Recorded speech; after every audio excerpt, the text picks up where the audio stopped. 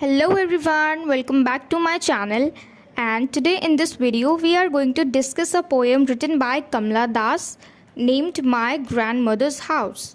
तो इस वीडियो में हम उनके इस पोएम के बारे में पढ़ने वाले हैं, जिसका मतलब है कि इसमें वो अपने ग्रैंड मदर के घर के बारे में बताती हैं। कमला दास जो है वो भारत की शानदार कवित्रियों में से एक हैं। ये अंग्रेज़ी और मलयालम भाषा की लेखिका हैं। इस पोएम को उन्होंने अपनी एक कलेक्शन समर इन कैलकाटा में पब्लिश करवाया था और इस पोएम को ऑटोबायोग्राफिकल टोन में भी लिखा गया है। तो ये पोएम बहुत ज़्यादा इंटरेस्टिंग है, छोटी सी है, आपको अच्छे से समझ में आ जाएगा। तो चलिए हम स्टार्ट करते हैं अपने इस पोएम को और लाइन बाय लाइन समझेंगे हम इसे। Okay, my grandmother's house. तो हम पहले ही जान चुके हैं इस वीडियो के स्टार्टिंग में ही कि इस पोएम में वो अपने ग्रैंड मदर के घर के बारे में डिस्कस करती हैं।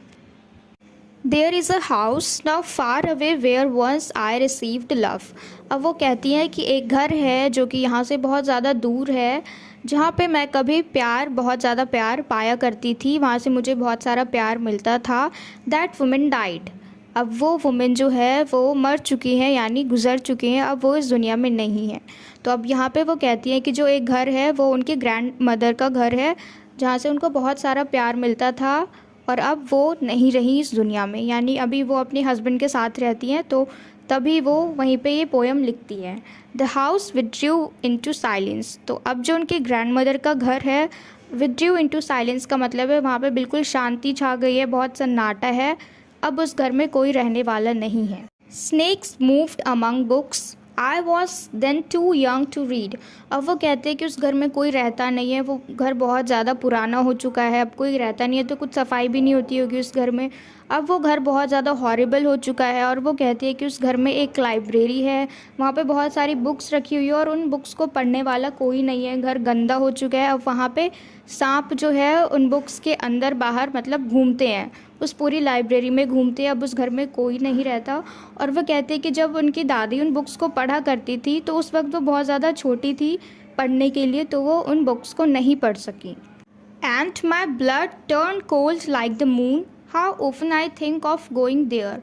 अब वो कहती है कि जब भी वो उस घर के बारे में सोचती हैं, अपनी दादी के बारे में सोचती हैं और अब वो नहीं रही इस दुनिया में, ये सब सोच के जो उनका खून है वो बिल्कुल चांद की तरह ठंडा हो जाता है, वो बहुत डर जाती हैं सोच के।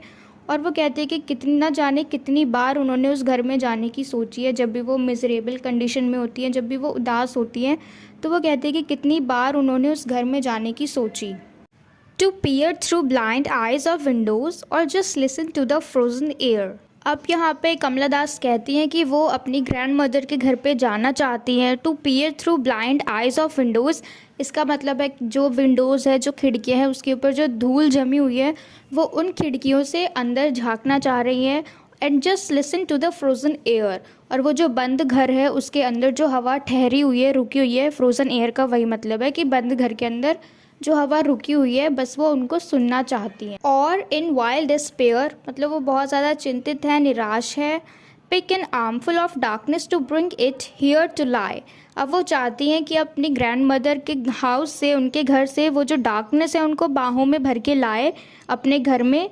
Behind my bedroom door like a brooding dog, और अपने घर में लाकर वो अपने बेडरूम के दरवाजे के पीछे रख देना चाहती है उस डार्कनेस को, जैसे कि कोई ब्रूडिंग डॉग हो, यानी कोई मायूस सा डॉग हो, जो चिंतित सा हो, जो एक जगह पे बैठा रहता है, इधर उधर नहीं जाना चाहता। तो इस तरीके से वो डार्कनेस को अपने बेडरूम के दरवाजे के पीछे रख देना चाहती है, उन यादों को वहीं रख देना चाहती है। You can not believe darling, can you, that I lived in a such a house and was proud and loved. अब वो ये जो लाइन है वो ये नहीं पता, हमें क्लियर नहीं है कि वो अपने हस्बैंड से बात कर रही है या फिर हमारे लिए है, वो रीडर्स के लिए है, ये नहीं पता। तो वो कहती है कि तुम बिलीव नहीं करोगे, क्या तुम बिलीव करोगे कि मैं इस तरीके के घर में रही हूँ और बहुत ज़्यादा प्राउड होता है मुझे और बहुत ज़्यादा प्यार मिला मुझे जहाँ पे। I who have lost my way, और अब वो कहती है कि मैं जिसने अब अपना रास्ता खो दिया है। And beg now a strangers doors to receive love. तो अब वो क्या करती है कि स्ट्रेंजर्स के पास जाती है, अनजान लोगों के पास जाती है, उनके दरवाज़ों पे जाती है प्यार को पाने के लिए, प्यार को, लव को रिसीव करने के लिए। At least in a small changes, इस लाइन का मतलब है स्मॉल चेंजेस, मतलब कि जो प्यार वो अपनी ग्रैंड मदर से लेती थी, उनसे पाती थी, वो बहुत ज़्यादा था। और अब जो वो डोर टू डोर स्ट्रेंजर्स के पास जाएंगी, उनको उतना ज़्यादा प्यार नहीं मिल पाएगा। तो यहाँ पे जो स्मॉल चेंजेस है वो इसी के लिए यूज़ किया गया है कि वो अपनी ग्रैंड मदर के पास इतना ज़्यादा प्यार मिलता था उनको, और अब वो अनजान लोगों के पास जाएंगी तो उनको उतना ज़्यादा प्यार नहीं मिल पाएगा। पर कोई बात नहीं, थोड़ा सा ही मिले, at least in a small changes, पर उनको मिलना चाहिए प्यार। यहाँ पे उनका कहने का ये मतलब है। तो ये जो पोएम है हमारा, written by Kamala Das, my grandmother's house, ये यहाँ पे कंप्लीट हो चुका है, ओवर हो चुका है। तो मैं उम्मीद करती हूँ कि आपको ये पोएम अच्छी तरीके से समझ में आ गई हो। Till we meet in the next video, keep learning.